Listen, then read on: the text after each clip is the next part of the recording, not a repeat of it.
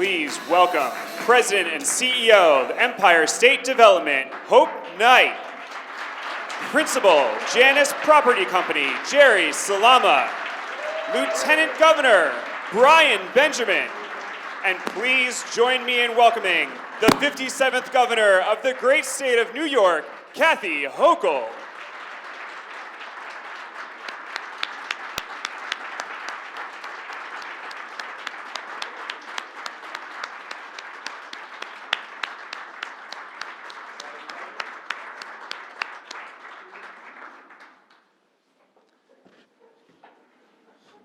Good morning.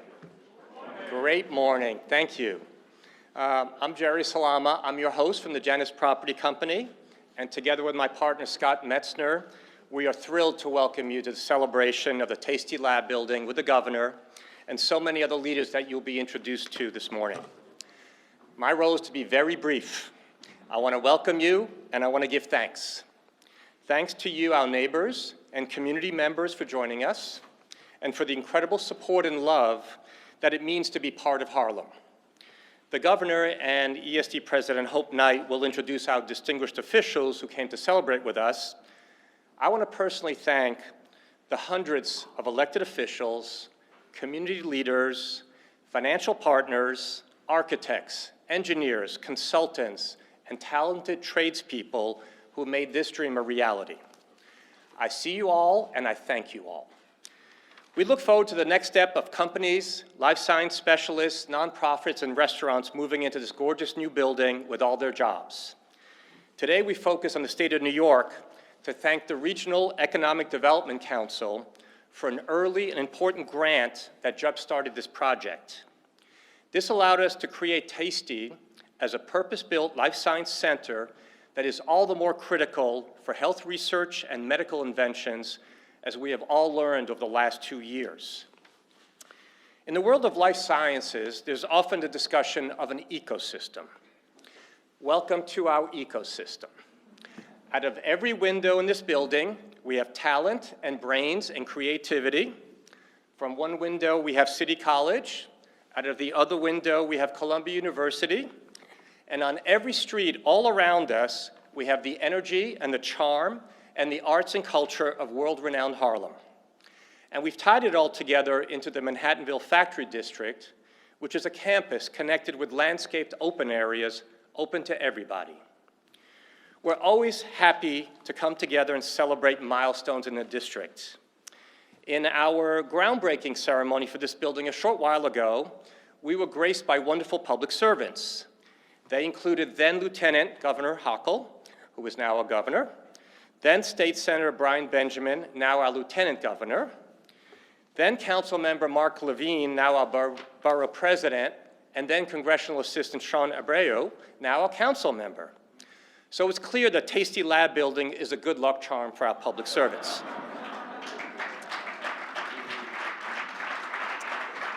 At the next Taystee event, we look forward to welcoming all of you back in even higher offices.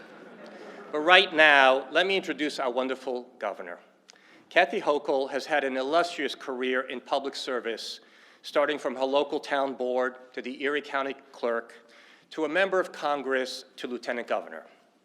For 6 years as lieutenant governor, she led the administration's economic development and job creation efforts across the state. And that's why we're so grateful to her today.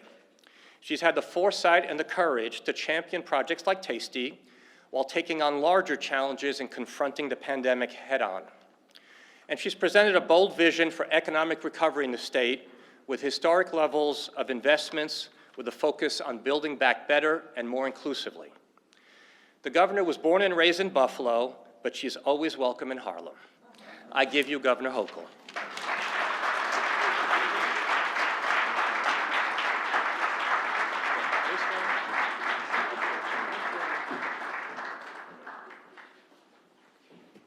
Good morning, Harlem. Oh, yes, I feel the energy, and how sweet it is to be at the site of a former bakery. This is Jerry, first of all. Yes, I remember the ribbon cutting, or the groundbreaking. among the 55,000 I did, I think, in the 6 years, and it was great. And I had a chance to hang out with the young, energetic superstar of Harlem, the brand new Senator Brian Benjamin at the time, and the other leaders you mentioned, Mark Levine and people who were here. I'm sure Gail Brewer was there as borough president. I guarantee Gail was there because Gail is everywhere, and if you ever talk to Gail's husband, he would say the only difference between my wife Gail and God is that God is everywhere. Gail is everywhere but home. So she's been incredible. I've so enjoyed working with her. And to Jerry, thank you for being the visionary that this community needed. It was about 12 years ago when the opportunity came for bids from Empire State Development. And a lot of people applied and had different ideas about housing, et cetera. But you and your partners at Janus had a different dream for this community. And you wanted to hearken back to the legacy of entrepreneurship and small businesses and the whole culture that had been part of this community, Manhattanville, for such a long, long time. And because of that vision, you said, you know, this is a place that had a great past in factories and in building and innovation. You wanted to build the factories of the future right here, and that is what life sciences are. We're building the building blocks of innovation and jobs and creation right here. So Jerry, to you and your partners at Janus, I want to thank you for just having the guts and the tenacity to say that this community deserves better than staring at an abandoned bakery, once the site of jobs and opportunity for people that was really mocking this neighborhood since the 70s. It became run down. It was just a visual reminder of the glory days of the past. And that's why today is so significant. This is not 100 years ago at a time when this was a bustling neighborhood, but also a time 100 years ago when they were just emerging from a pandemic as well. Think about that.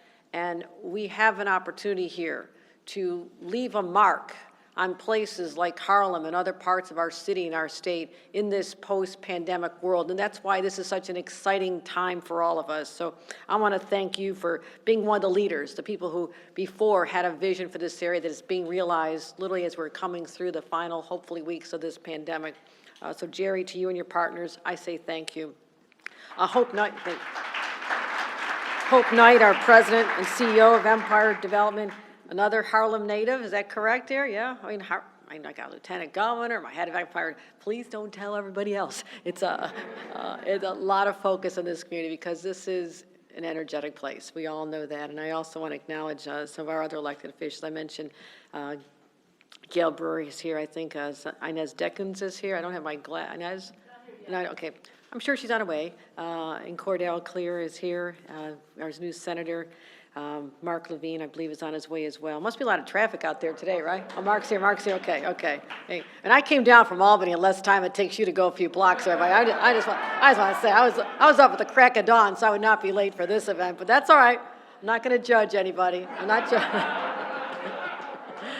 And Felix Montos Rodriguez, our CUNY chancellor. I mean, what an honor it is to have you here. And you and I are going to be continuing our collaboration to make sure that there are jobs and skills being taught for all of our young people so they can leave walking the streets of this neighborhood and actually come in here and be part of this ecosystem that was described. 440 people will be able to find a new future right here. So thank you.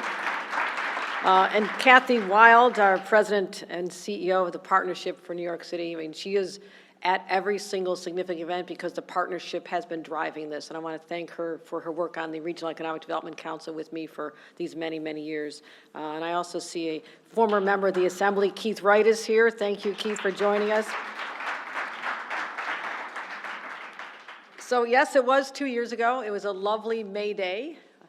And we gathered outside, and I remember reflecting on what this really meant to this neighborhood. I spoke about it just briefly, but I want to go a little bit deeper. I wanted this building, this site, to be a place where children who grew up here, who did not think they had a better future, to imagine themselves being inside here. What it would be like if I somehow could be part of that that dynamic place where people are innovating and coming up with cures for the next pandemic and talking about how we can think about life sciences in a way that creates an economy, yes, of course, creates good jobs, but also, as we saw during this pandemic, how much we rely on the brilliance of doctors and researchers and scientists coming together to help us get through a pandemic that took down so many of our friends and neighbors. That is the importance of the work that'll go on here. And I want every child born in Harlem and our neighboring communities to see this building as a place of opportunity for them. That's what this is about. This is not about the adults in this room today. This is about the next generation of kids who are going to walk by. Their mom's going to push them by in a stroller, and they're going to see this when they're in kindergarten. They're going to see this when they're in high school, and they say, I want to be part of that. That's what excites me about projects like these that I want to have all over the state of New York, in neighborhoods like this that are so beautifully diverse and have a sense of history and culture and a very cool vibe. I want people to know that you do not leave this neighborhood. You leave your talents here. Bring your talents and your optimism and that sense of confidence and the swagger we have when you grow up in a place as cool as Harlem. I want that to be harnessed in buildings like this and in this community. So I'm going to continue our state investments in this. And this is an 11-story, 350,000 square foot, $700 million, that wasn't all state dollars, $700 million LEED certified building built specifically to support the growth of the life sciences sector. And I was proud that we invested $10 million from our Regional Economic Development Council from the very beginning. And we're going to be manufacturing and coming up with ideas and commercializing, as well as embedding the educational users right here. And we have tremendous, tremendous possibility here with the people we're working with. And I want to mention, Columbia University, the business school, the science center, the med school, all right here, part of this system. New York Structural Biology Center, the City College of New York and CUNY Center for Discovery and Innovation, and our Advanced Science Research Center. It's all happening right here. I mean, this is incredible. You think about every one of these powerful institutions all coming together right here. That is another unique facet of this, and it's happening here as a model for other communities and other parts of our state, and that is what is so special about this. And we're going to continue being laser focused on creating the STEM jobs, the opportunities, the education, starting at the youngest age. And there's programs like Girls Who Code, where I see that program. I've been to more graduations. I still don't understand what they're doing, but they look really smart when they're all done with their training. And that is what I think is so special about this, that little girls growing up here can someday perhaps walk through here wearing a lab coat and a name tag and being part of a system that is solving the future challenges in healthcare. That's what this is all about. So no student in the state of New York should miss out on these opportunities, and they're certainly not going to miss out on it when we see this here. So we're going to continue focusing on workforce development, the training, working with our educational partners, working with our private sector partners, and my friends, the future is unfolding right here before our eyes, and you're going to look back many years from now and say, yep, my grandparents, someone's grandparents had to live through this building when it was vacant and it was abandoned. It was mocking this neighborhood for far too long. Fast forward to the future. The children born here today are going to assume that this place has always been so vibrant, and everyone here made this happen. Thank you for giving this community hope, and I thank you for being part of this. Please welcome to the podium Lieutenant Governor Brian Benjamin.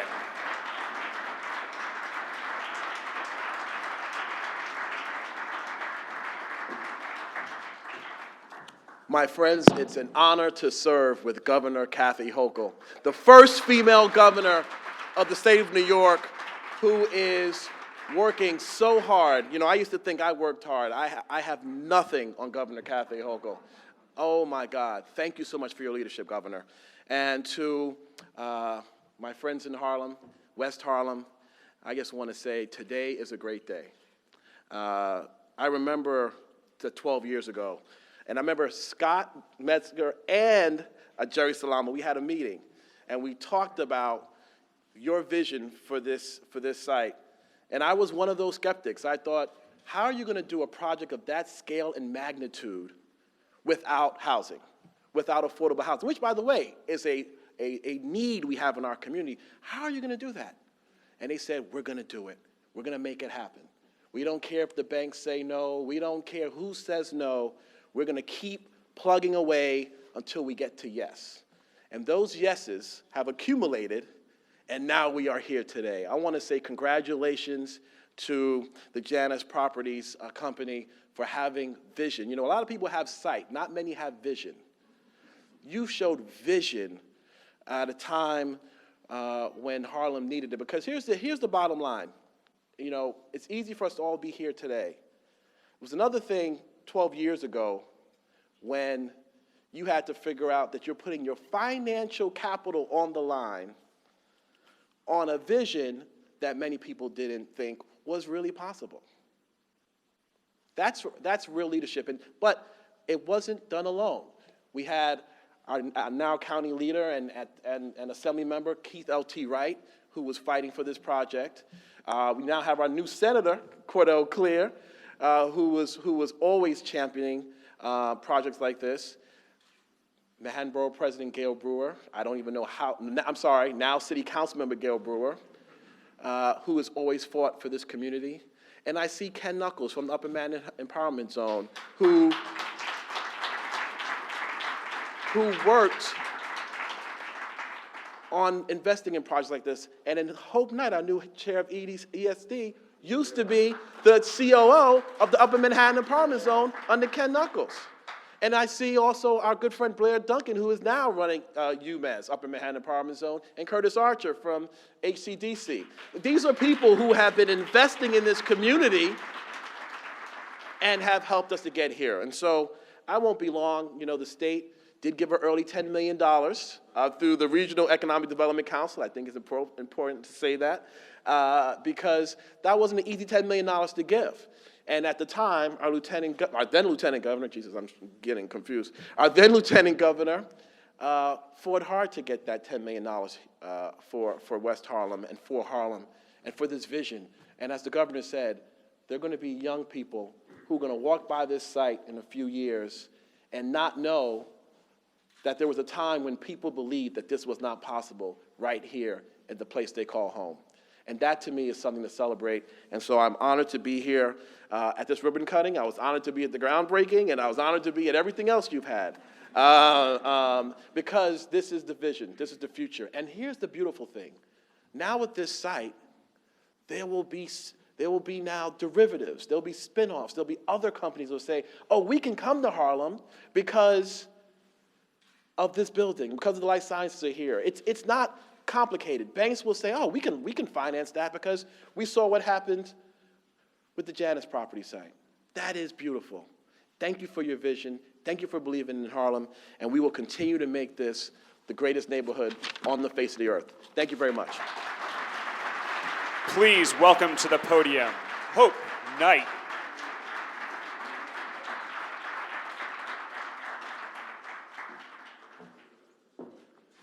Good morning. Before I get started, I want to give some special acknowledgments. First, I want to mention Scott Metzner, Janus Property Company.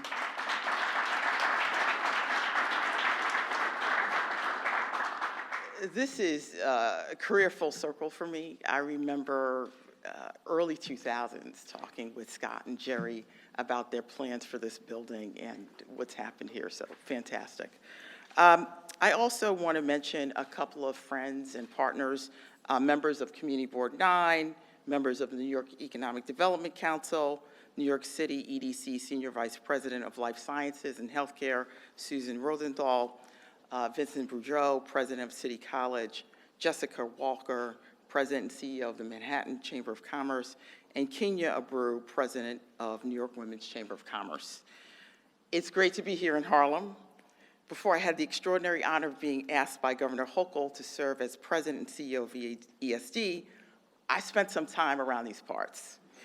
And for over a decade, as was said, I was Chief Operating Officer of the Upper Manhattan Empowerment Zone, an organization focused on local economic revitalization.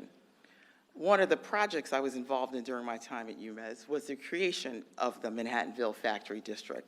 Today, that dream is becoming a reality. Over a century ago, Manhattanville was a bustling industrial area. From breweries to bakeries and even the birthplace of Dentine gum, this area was teeming with ideas and invention. The production done here provided residents with jobs and helped fuel the regional economy. Well, what's past is prologue. Under Governor Hochul's leadership, Harlem is once again becoming a leader in innovation and creation. And this magnificent state-of-the-art facility is a great example. The Taystee Lab building will house small businesses, local entrepreneurs, cutting-edge technology, advertising, media and information companies, nonprofits, academic, and most importantly, life sciences tenants. It will be a source of jobs and vibrancy for West Harlem. I want to thank Jerry and Scott and their team at Janus, and the New York City Regional Development Council, and our local partners. Jerry and Scott have worked with the local community and the business community on a custom-built facility that honors the building's history, respects the surrounding neighborhood, and positions it to serve as the economy of tomorrow. COVID-19 showed us the importance of life sciences. It's increasingly critical to the New York's economy. Under Governor Hochul, we are investing in New York's unparalleled academic research assets and ensuring that homegrown startups thrive here. We are also investing in Harlem, from the Apollo and Victoria Theater, the Studio Museum, and to the new National Urban League Empowerment Center on 125th Street. Harlem continues to rise, and ESD is proud to be a part of this. Congratulations to everyone that was involved in this effort. Thank you. Please welcome to the podium Manhattan Borough President Mark Levine.